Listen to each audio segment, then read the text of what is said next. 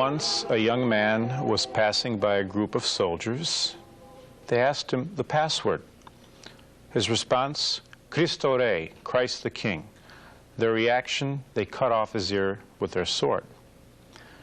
After this, he said, Viva Cristeros, long live Christ the King. Their reaction, they cut off his tongue. When he was going to again proclaim the holy name, they stabbed him to death. Now, this episode seems as if it could have taken place, say, in the early centuries of the church in Rome. But as a matter of fact, it took place in a time much closer to our own. It took place in the 20th century. It was in Mexico in the 1920s that this took place. I'm Julius Smetona. This is what Catholics believe. Mexico is kind of our forgotten neighbor to the south. But the civilization that was achieved there far surpassed what was in the United States, at least until 1800. By 1821, 11,800 cathedrals, churches, and chapels were built, many of them masterpieces. The years 1550 to 1650 probably saw one of the greatest outbursts of artistic creativity in the history of the world in any one country. The first university in North America was founded in 1553 in Mexico City. Cambridge came nearly 100 years later. The first college was founded in 1523 in Mexico City. And what's even more impressive is the fact that the professors of these universities were not Spaniards. They were native Mexicans.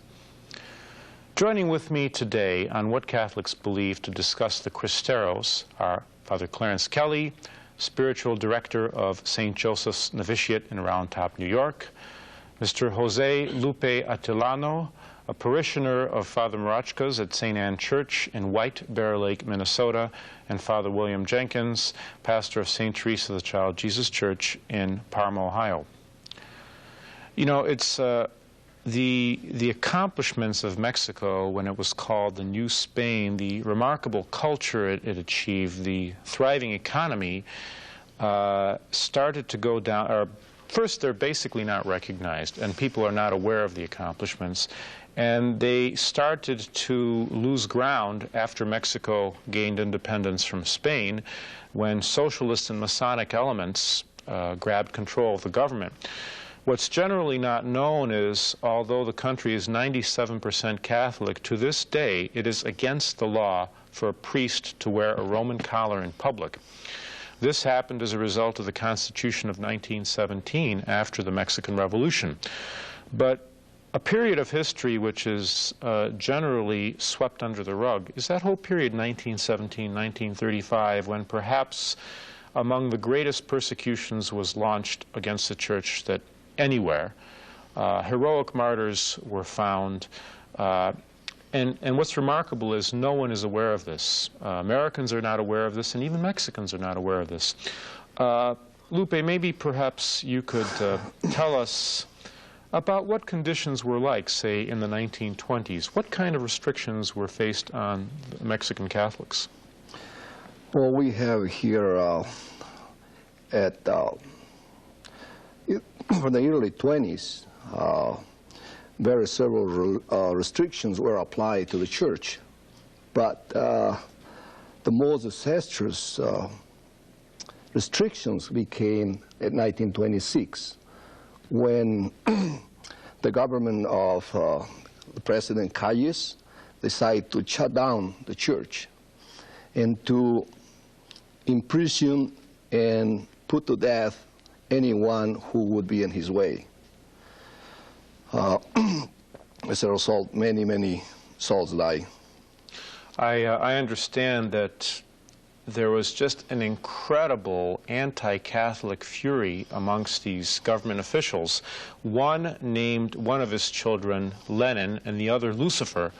There was anti-religious art everywhere. I understand that at one point it was forbidden to say Mass, even in a private home. And if anyone was identified by their neighbor as even praying at home, that home would be confiscated. there was murders of priests and nuns. The government would restrict the number of priests that were allowed to serve so many faithful. At some point, it was one priest for 100,000 people in certain areas. And I mean, to our ears, this sounds incredible that something like this could happen in the 20th century. But tell us about what was the reaction of the Mexican people to the murders of priests, to the abuse of religion? What happened? Okay, I recently, I'm going to tell you first, Julius, recently I visited a living Cristero today, Mr. De Anda. He's a person in his early 80s or late 70s, and he was involved for the cause. He told me many things that I myself really was astonished to find out what happened right there. This is the gentleman right on the screen now, right? Mm-hmm. And that's a picture of you with him interviewing him? Yes. This is him. It was, like I said, recently. It was a couple months ago of August 1991 when I went and talked to him, and I say, Mr. De Anda, tell me what happened there. He says, so the government decided just to close the church and to outlaw any kind of religion. And you don't have to be a clergy member to be persecuted for that. You have to be as Catholic and say that you believe in God, or find any evidence that you practice religion, and you either go to jail or your property would get confiscated or even put to death. What then happened with this pressure that was being forced upon the people?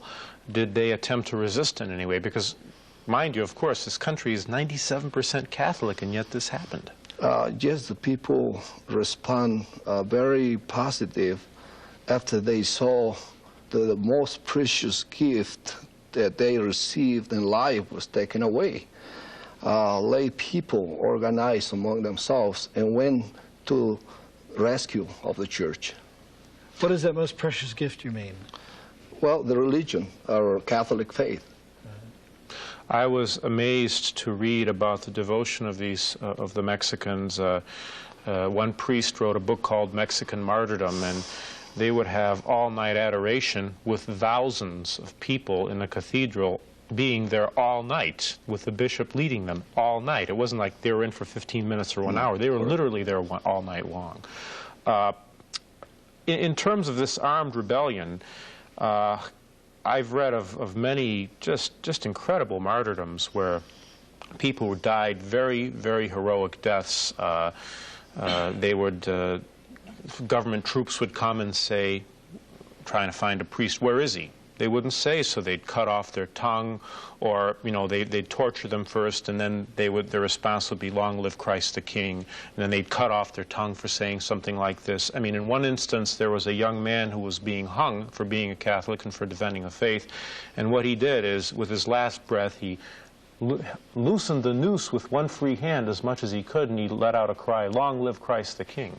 And I mean, this is this kind of a heroism that one hasn't read about probably since the Roman persecutions. But at any rate, what then happened? Did these people take up arms to start defending themselves? Well, what happened to them? Right. How did this opposition manifest itself? How did the people respond to this terrible persecution? Well, people went organized on their own, pick up arms, and went to oppose the enemy, the government. Mm-hmm. And originally, I was told that a group of 40 Cristeros started this opposition against these atrocities. Mm-hmm. And eventually there were thousands. Could you explain that name so that people would understand Cristeros? Cristeros means a Catholic person defending the faith. Coming from the name of Christ our Lord. Correct. Mm-hmm. How did they operate? Well, they will tell you they didn't have much professional training. There were common people, Catholic people that when they saw the religion being taken away, they organized themselves. Apparently, there were a few key people who would were named the leaders. For instance, we have Mr. Catorce, Victoriano Catorce. He was a great hero. We have Mr. Hernandez, a former government official who sometime before he stepped down from his government position, and seeing the need of his input in this, he was one of the leaders, and he would organize and take the hills and fight from there. Mm-hmm. So the people actually left their homes and they went and hid in the hills? Is that yes. Yes, and then the families, they were left to the mercy of God there. Many of these people were swept, put in certain concentration places by the government, so the government won't think that they're a threat, that these people are a threat for them. While these, some of the Catholic men would defend the faith on the fields. I was told, too, that Pope Pius XI gave a special dispensation to the Mexicans that they were allowed to keep the Blessed Sacrament in their homes or special hiding places and administer communion to themselves. And because what happened is, as a result of this, the church said they would not use the church buildings anymore because of this persecution. And the people would, you know, surreptitiously inform one another that at 8 o'clock tonight or at 3 in the morning at so-and-so's home there will be communion or there will be Mass, and a priest would be disguised as a, you know, say a street sweeper or anything, and then he would sneak in. And it's amazing the ingenuity that that some of the priests exhibited in trying to hide from the government. If we have a shot here of Father Pro, Father Miguel Pro was a martyr who was shot to death, and we have a picture, if we may have it. This is a picture of Father Pro right before he was executed for being a Catholic priest. And he went to his death cheerfully. And also, he reminded one of St. Athanasius in the way that he escaped the Masonic government. One time he was disguised, and he was about to go into a home with boldness to offer Mass, and the government soldiers were outside the home, and they said, "Have you seen Father Pro?" And he said, "Oh, he must be here very close," you know, or something to that effect. I think what should be added, too, is that most American people do not understand the role of Freemasonry. Most people think that Freemasonry is simply a kind of social institution where people perform works of charity. But if they knew the history of Freemasonry, it's just like the history of communism or of Nazism. Mm-hmm. The Freemasons in Europe especially were largely and primarily responsible for the growth of communism, and the Freemasons have persecuted with the most unbelievable bloody persecutions the Catholic Church in France, for example, and of course in Mexico here. And most American people don't think that. They think of their neighbor who is a Freemason, but they don't really understand what is behind this satanic-like conspiracy that has caused so much blood to flow. There's no doubt that the Grand Orient of France was heavily involved in the Mexican events. And in fact, the Mexican president, Portes Gil, was a Mason, and here's what he had to say. He was, in fact, the one who signed the, we'll get to this later, the agreement with the church which allowed a temporary liberty in 1929. He said, "The president at the time, Emilio Portes Gil, celebrated the Vatican-contrived surrender in a speech to fellow lodge members gathered for the annual banquet to mark the summer equinox. Here's what he said: 'Dear brothers, we can now confirm the fact that the clergy has come to a full recognition of the law. In Mexico, for many years now, the state and Freemasonry have been the same thing, entities marching step in step. The struggle is not new. It began 20 centuries ago with the birth of Christ, and it will go on until the end of time," end quote. You're watching What Catholics Believe. We're discussing the Cristeros. You know, Reverend Fathers and Mr. Attilano, The role of the U.S. government in these episodes was remarkable because we see Samuel Gompers, who was a Mason and a member of the American Federation of Labor, turning up in Mexico and talking about a Masonic pipeline that fed information to Woodrow Wilson. We see a gentleman by the name of Bronstein, who was involved with the Constitution of 1917. Later, he was known as Leon Trotsky, famous man in the Russian Revolution. What's interesting is that in spite of these tremendous anti-religious laws that were in effect, the United States did not withdraw its recognition from the Mexican government. What's more, the U.S. ambassador, Dwight Morrow, during that period made it very clear that the U.S. would not move to undermine the existing government, very much like President Eisenhower's declaration during the Hungarian Revolution that the U.S. looks with disfavor upon nations hostile to the Soviet Union, or even like President Bush saying that the stability of the Soviet Union is in our best interests. Could you comment about this, Reverend Fathers, perhaps, this effort of the U.S. government to seal off Mexico and, in fact, to set up border patrols to ensure that no arms would come through? I'm certainly no expert on that period of history, but I think we just have to face the fact that Freemasonry has a tremendous influence in the United States of America. And the people who are in the upper positions in Freemasonry cannot possibly be ignorant of its true nature. Mm-hmm. And I would venture to say that the powerful influences of international Freemasonry certainly would have their influences in the United States government. I would like to know, though, if the people in Mexico at the time of the revolution understood who the enemy was. Did they understand that the socialists and the Masons in the government were the ones responsible for this terrible persecution of the church? I don't think the people understood who the enemy was.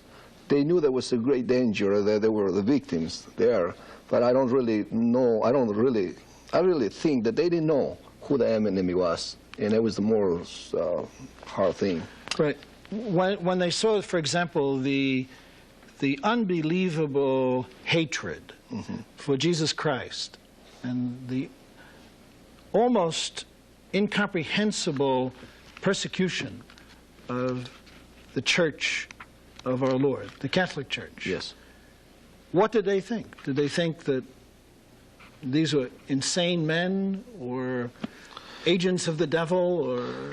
Well, they thought that, I mean, they knew who the enemy was, the immediate enemy, which was the pro-communist government of Mexico. But the people themselves, I came to the conclusion by doing some readings that the enemy didn't end up there. There were hidden forces behind the government. Behind the government.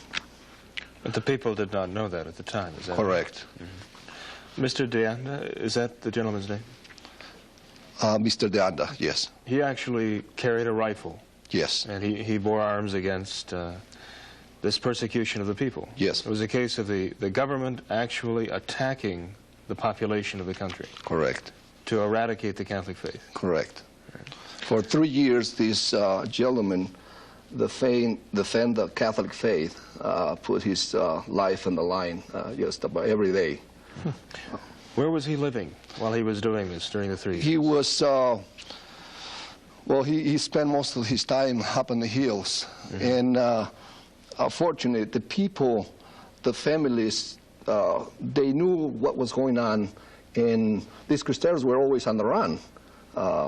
Because they have small resources as far as arms and training, but yet they had a lot of assistance from the people, from the lay people, the common people. Possibly the Joan of Arc League, where these women would get right. munitions for them right. and so forth.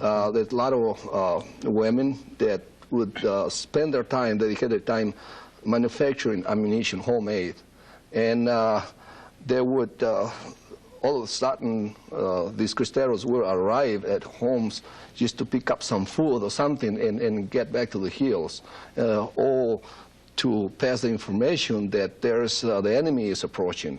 And they had rosaries in their hands all this time.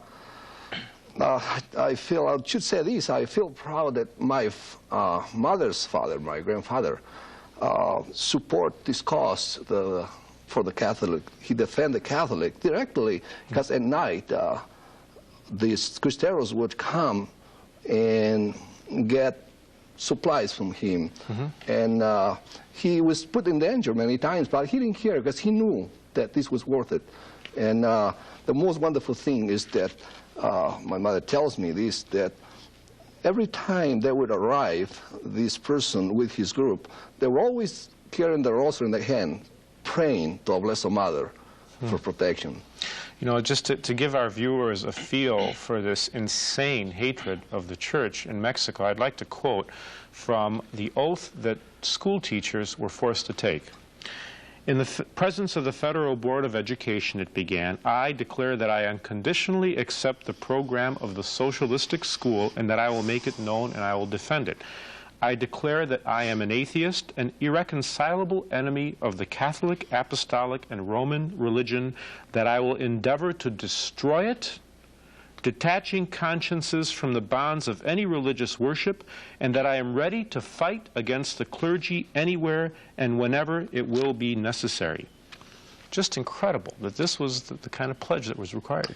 Lupe, the government actually tried to seize control of all education and take any education out of the hands of the Church. Is that correct? As a matter of fact, they did. They outlawed any Catholic schools, any Catholic worship, places where discovered that Catholic teaching was taught. They would confiscate these properties, and they would send the owner of this property to jail. It was disastrous. I read somewhere that one of their first measures when the government took over the schools was to introduce sex education. Is that true? Correct. Why would they do that? Was it to corrupt the children? Or? Exactly. Okay, right now in these days, 1991, I'm concerned what's going on with in the government schools as far as sex education, and I thought this is bad. Well, when I found out what kind of methods they were using to teach sex education at those times, I mean, I became horrified. Their methods consist of the teacher ordering all the children, I'm talking second, third, and fourth grader children, elementary grades, to strip their clothes off. And this was their method. Okay, one little girl, she had the courage to go home and tell her father what this teacher did to them. This courageous father came very, very angry and looked for the teacher and says, Mrs. So-and-so, I want to tell you that my daughter doesn't take her garments in front of nobody except her mother. And what you did is outrage. A very, very, very big offense. But science is you teaching. I commend you to strip yourself. I don't think she did. I think he carried out. But he was just pointed out. I think he pulled a revolver out and she fainted from terror. In fact, I recall Father Parsons mentions a similar episode where this one woman was so notorious in using these kind of methods to corrupt these children that she came to be known as the Gate of Hell. So one time, some group of vigilantes, they said that if you don't stop this, we're going to do something about it. And so her reaction was to tell the federal government right away, and she kept on. Well, what they did is one day they caught her with a lasso and dragged her behind a car for about 2 kilometers and just left her there. And the interesting thing is that teachers, after these kind of episodes, stopped doing it, but it had to come from the parents. One time, one mother, after she found out what her child went through, what an assault on our purity, came with a revolver. She lost her mind and shot the teacher dead on the spot as a result of this. But it was just incredible. You know, the other thing that to me was remarkable is that this whole episode of the Cristeros was very much hushed up. But it seems that by 1929, they were on the verge of causing the Calles regime very, very serious problems. And maybe you can comment on that, because here in one book, it was interesting, the Archbishop Diaz was in New York, and Father Parsons says this, that he felt that it came home to him, said that to overthrow the Mexican government involved something vastly harder than victory in the field over some Mexican armies. It would be necessary to first to coerce the American government. After Dwight Morrow, our ambassador, made it clearly understood that he would not even consider any solution that meant a change of regime in Mexico, this suspicion became a conviction. And then he thought as soon as the Cristeros became really dangerous to Calles, help would come to him to preserve him in power, as actually happened in 1929. My understanding is that one of the youths, Garcia, I can't remember his last name, went to America and solicited contributions. What happened is, I believe the Vatican Secretary of State, Gaspari, told the bishops not to help him. Okay. Unfortunately, we're running out of time. We'd love to continue this discussion, and we will. But I'd like to remind you that we're here only